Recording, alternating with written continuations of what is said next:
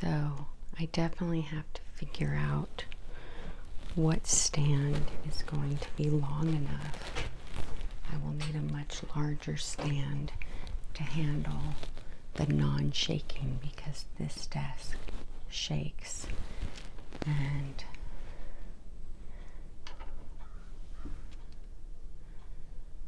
I need a desk that doesn't shake. So I need to work on not shaking it, and then I'll need to work on what is the setup that can allow me to move the way I naturally move. So let's do 4. Let's try the long. Maybe that's what this painting is for, is to get me to do. Oh, we don't want that all the way there. We want it just like that.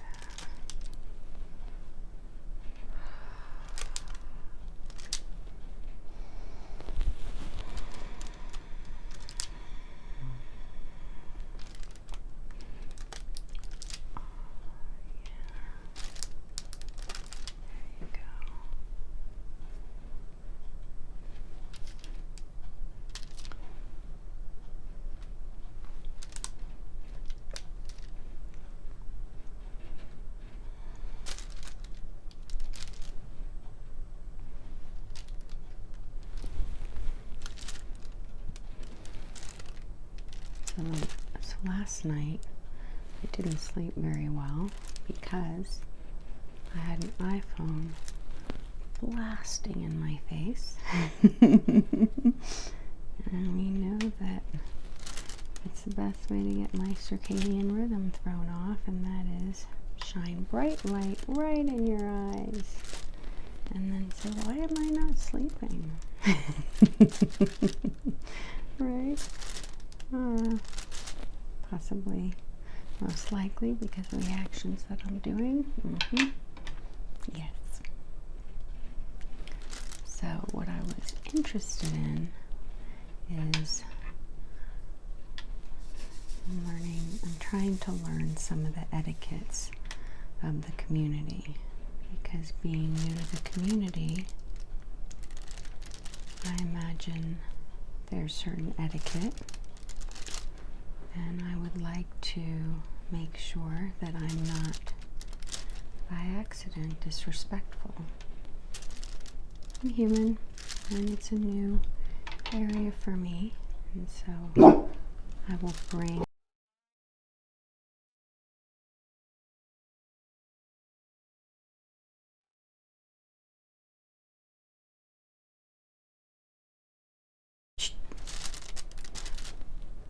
there's a good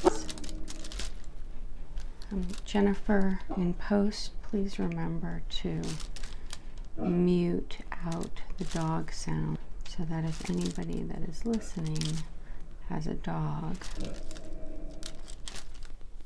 their dogs will not go crazy hearing mine. So I hope I can do that. That's actually kind of neat. That means I will be learning a new skill, and that will, oh good.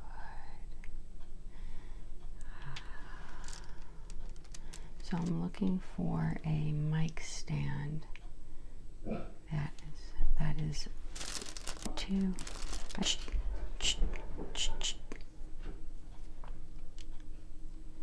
if he keeps doing that, then the dogs might lose their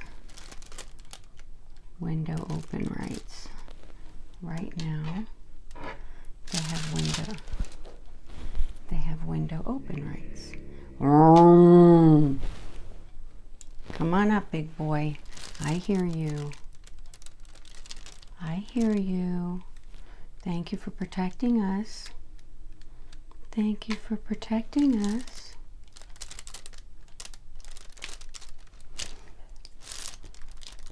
See the difference of the sound? I don't know if, because I'm gonna mute out his barking if you'll know, but he was kind of, it's almost like imagine him telling somebody, get out of here, stay away from here. I hired a pet psychic when I was having a hard time communicating with one of the dogs because I was at my wit's end. And when you're at your wit's end, when I'm at my wit's end, I'll take ownership of my own actions. I thought, okay, who can help me? And it so happened that a friend who owns a horse rescue was having a weekend with a pet psychic, right? How amazing. The pet psychic was going to be going to she invited the pet psychic to teach pet psychic classes. This is the niece of Rue McClanahan. I grew up watching on Golden Girls. And Amelia Kincaid has books written, and she says you can do it yourself, you don't need her. I started reading her books, and I said, I need her. Is it possible? Unfortunately, the timing was such that it worked out, and oh my goodness, the amount of information she provided was absolutely huge. And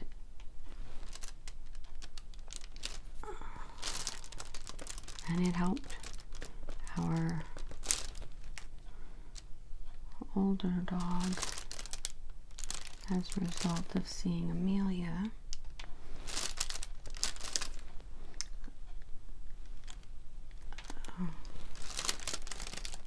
I went to a dog chiropractor, and Honey is now running as though she's a 3-year-old. She's doing so great. She scared the junk out of me.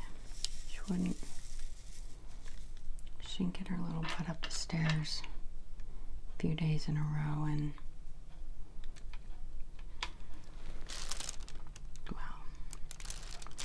I don't have to tell you. There's just certain things that our dogs do, and when they don't do, when they have constipation issues or all those different things, our little world stops, and we have to make sure they're okay. And part of my making sure their world was okay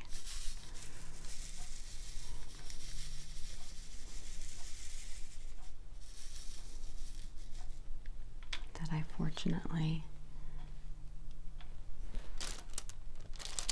had the resources for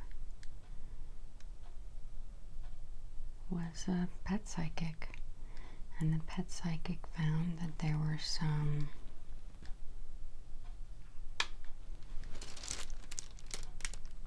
L5 issues with Honey. And the truth of the matter is, it doesn't matter if all the details were right or the details were wrong. It makes no difference. I ended up taking her to a chiropractor. I actually have 2 chiropractors. I believe in having doctor backups based on my own life experiences, so why wouldn't I have backups for the dog, so that if I have an issue with Honey not being able to get up the stairs, I'm not limited by one person's schedule. I have a couple vets so that in case of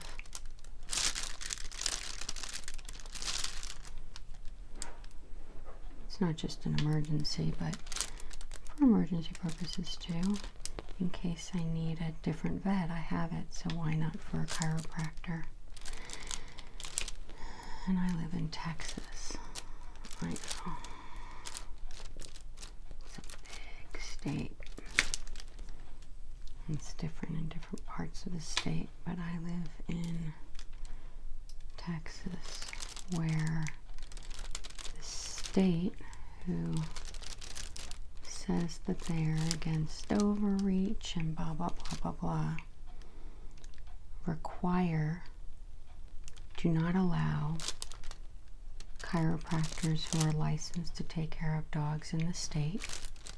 So they're already licensed by the state. This is what I understand it to be. If I'm wrong, please correct me.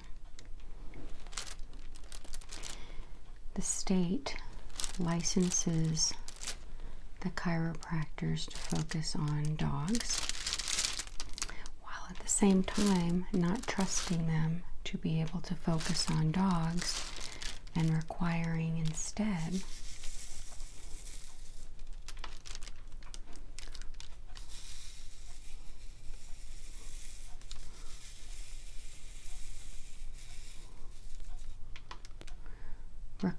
a veterinarian who has received either 0 hours of chiropractic care education in school, veterinary school, which was formed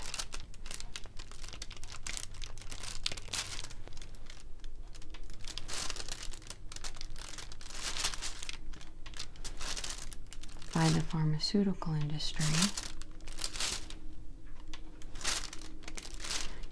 to sign off on a vet chiropractor. So, in the state of Texas, they license chiropractors to work specifically with animals, say in my situation, dogs, but that chiropractor is not allowed to legally touch the dog unless a vet has signed off on that chiropractor helping that specific dog, which means that a person who has had 0 education about chiropractic care and only education about pharmaceuticals, with close to no education about nutrients and other types of non-pharmacological interventions for the dog, has to sign off on the dog having chiropractic care. What? So it took us what felt like forever to get the veterinary approval when my dog was at the point of not being able to walk up the stairs and the vet could not fix it.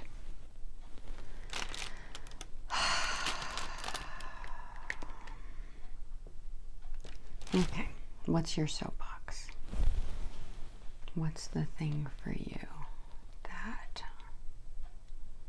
Oh, and by the way, we are a state that's supposed to argue against overreach.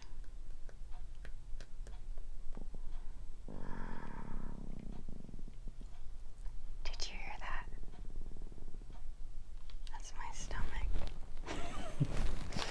I guess I'm bothered.